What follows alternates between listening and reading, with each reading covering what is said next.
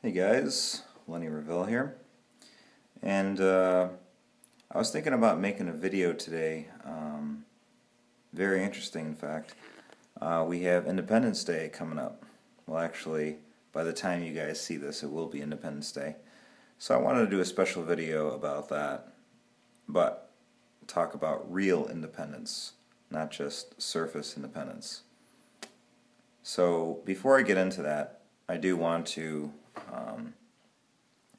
put a shout out to all the people out there, all 300 million people in our country, who is going to be celebrating Independence Day the traditional way, with fireworks and junk food, and remembering our vets and all the people in the past, especially our founding fathers who fought for our independence from Britain, and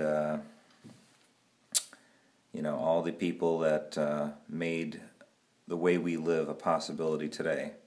Want to honor them and give them an acknowledgement and a shout out, because those people definitely did one hell of a deed. I mean, there is no other country in the world like America, and America does lead the world with more freedoms than anyone else.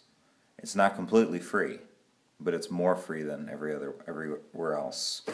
So we're still living in a really good country, despite having a lot of problems in it. Trying to be optimistic, But happy 4th of July to all of you. But what I wanted to get at today was real independence. Now, you might say, what do you mean? Well, independence meaning freedom from suffering, freedom from fear, freedom from all these things that come with being alive in a human body. Most people, if not everyone, is subjected to that at one point or another.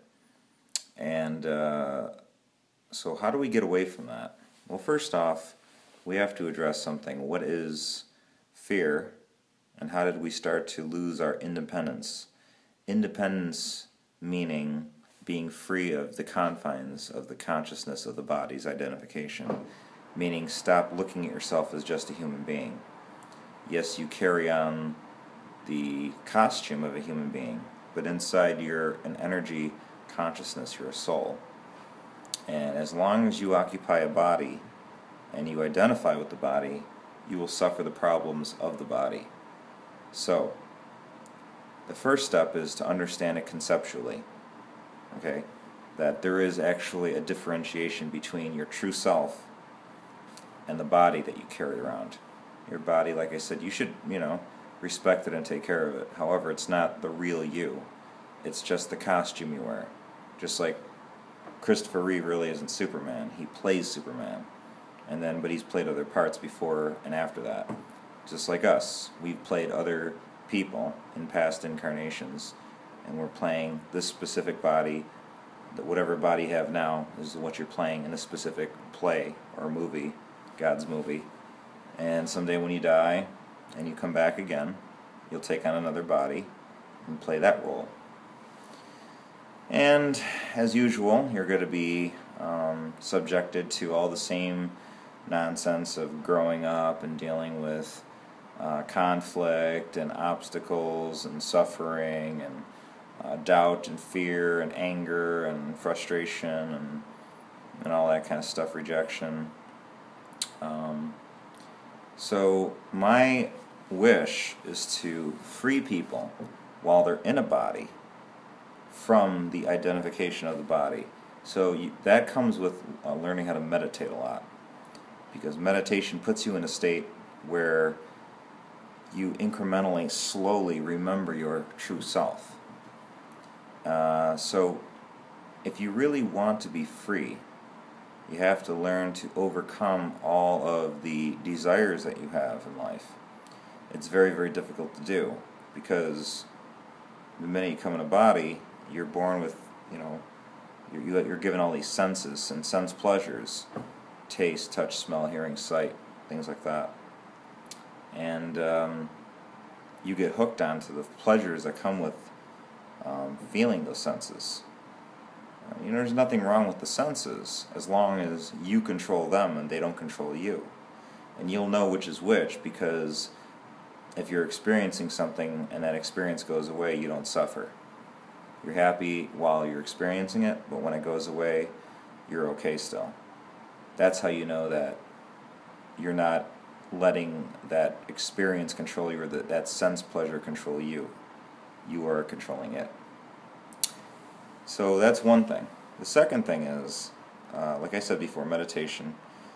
You have to learn to understand the anatomy of how the spirit and the body interconnect.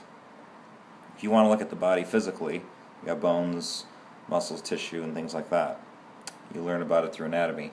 But if you want to learn about spiritual anatomy, where the geographical locations of where the energy sits in conjunction with the physical anatomy, then you have to study chakra points, which are the energy points along the spine and brain. These are housed as interfaces for consciousness to come through and manifest into matter. And they plug into the millions, possibly billions of energy meridians in our body. You hear about them in acupuncture when they put a bunch of needles in you.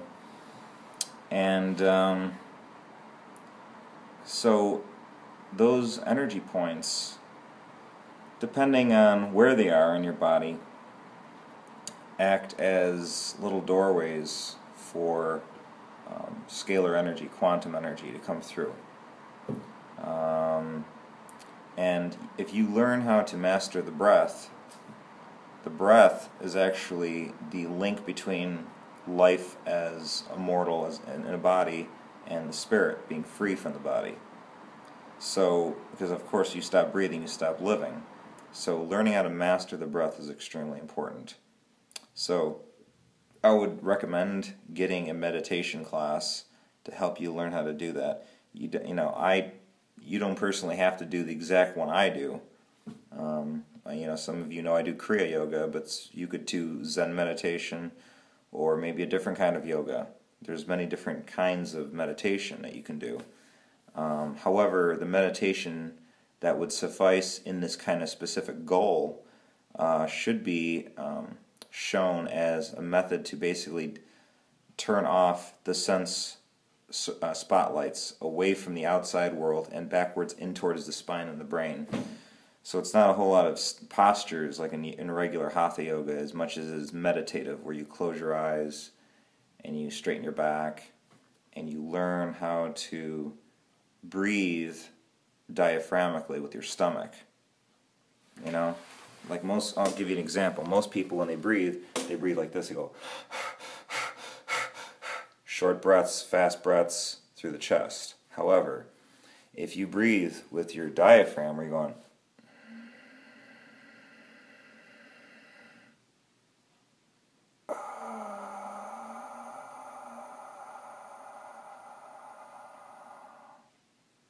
see, that was a diaphragmic breath. The chest doesn't move. The chest stays where it is. The chest is up, your back is straight, but everything is relaxed. And then as you exhale, the chest and stomach come out, but the chest doesn't collapse after. It stays there, and the stomach just pushes in.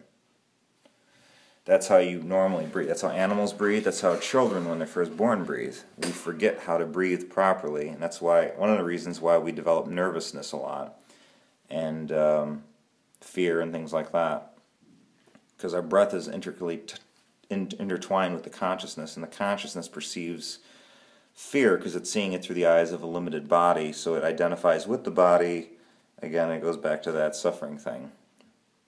So learning how to breathe properly is one of the first steps, and learning how to overcome fear and start to incrementally work your way towards your independence away from being dependent on the body for your happiness, because it shouldn't be. You often hear all the times people say, you got to do what makes you happy, right? And for that, it's different for everybody. Some people may say, golf makes me happy. Someone will say, eating cake makes me happy. Someone else will say, skydiving makes me happy. One will say, playing the guitar makes me happy. Those aren't those things aren't happiness. Those are methods to try to attain happiness. Different methods to try to attain happiness. And people think that by doing certain activities like those, you'll bring happiness. The thing is, happiness is a choice that you make on everything that you do. So if I get up in the morning and I'm determined to be pissed off and miserable, nobody can say anything to change my mind. I'm going to be miserable, and I could be doing my favorite activity. However, at the same time, if I wake up and I'm determined to be happy no matter what, then everything I do won't affect me in a negative way, because I've already made up my mind that is the chosen emotion I'm going to lock myself into. And even if obstacles or problems come up during the day, you face them unattached, and you deal with them as they come. And then you let them go as you move on to the next thing, whatever happens to you after that. So, this is the video I wanted to explain to you about independence, real independence. Someday, most people, well, I shouldn't say this. I mean, everybody dies, so in one way you're free in that respect, but you got to come back again. So eventually, in one lifetime or another, whether it's this one or a future one from now, every soul that occupies a body eventually has to come down to the decision that they're going to, at some point, learn to overcome the body, cast aside the attachment away from the body, and embrace the spirit entirely, God. And once you get to that point where you want to do that, and you work towards enlightenment, that is the actual real independence that you're going to get. Because when you become a liberated soul, you are no longer forced into any more lives where you have to come back. And you can come back by choice as a master or a savior or a teacher to help people along their way so they can too be liberated as well. But that's down the road. So I hope you enjoyed the video. If you have any questions or comments, as usual, put them down below. I will talk to you later. Peace.